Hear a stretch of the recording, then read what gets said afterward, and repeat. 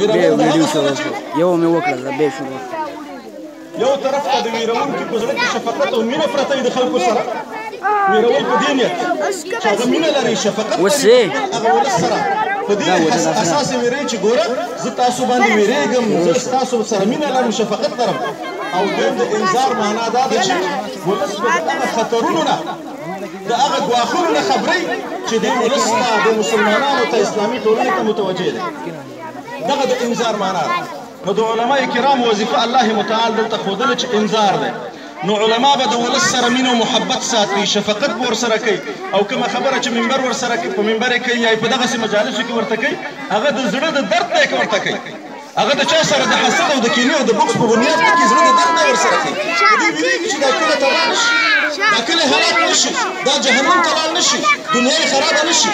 او دویم طرف ته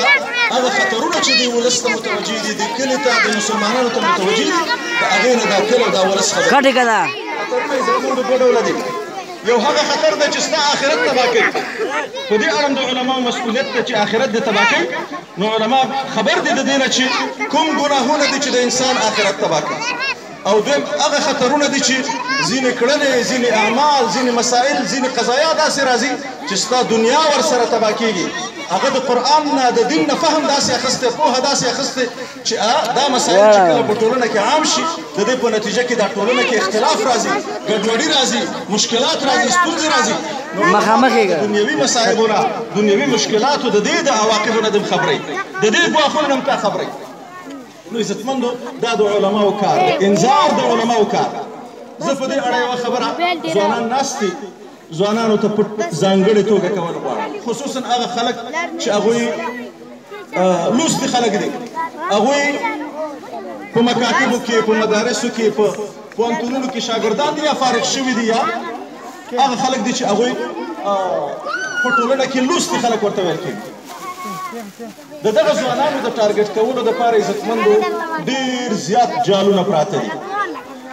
دا جالونه داسې په سترګو نه ښکاري دا داسې جال نه دی چې مړز دپاره په دې غنمو واچي دا جال هغه څوک کتی شي چې هغه څه ناڅه لږ بصیرت ولري پوهه ولري د علم ولري او څه تجربه ولري هغه پوهېږي چې د دغه ځوان دپاره څرنګه خطرناک جالونه پراته دي اوس زمانه کې زما او ستا دا ځوان متاسفانه د ډېرو سختو خطرونو سره مواجه دي تاسو به دا بعیده وګڼئ زموږ ځوانانو ته د الحاد او د بېدینۍ درسونه ورکول کېږي دلته خو الحمدلله ولسونو کې دا تر ډېره حده پورې دا مشکل نشته ښارونو کې هلته د الحاد او د بېدینۍ درسونه ورکول کېږي زموږ ځوانانو ته د دین نه په فکري ډول د انحراف مختلف جالونه خواره شوي دي چې په دغه جالونو کې دوی راګیر کړي کله ناکله په داسې یو نامه باندې چې هغه په ظاهر کې ډېر خوږ ښکاري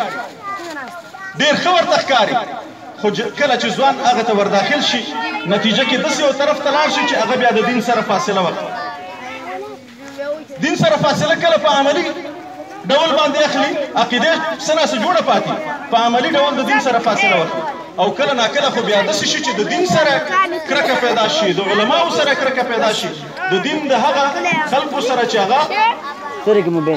د دین په اصطلاح خادمان دي د هغوی سره دښمني او کرکه پیدا شي نو عزتمندو دې ته ډېر زیات متوجه کېدل پکار دي زموږ او ستاسو په وطن کې دغه مختلف ډول اختلافات چې را پیدا شوي دي که هغه د ژبې په نامه دي که هغه د سیمې په نامه دي هغه حتی په مذهبي لحاظ باندې دې ته لمن وهل کېږي او ځوانان ورته ښکاري کېږي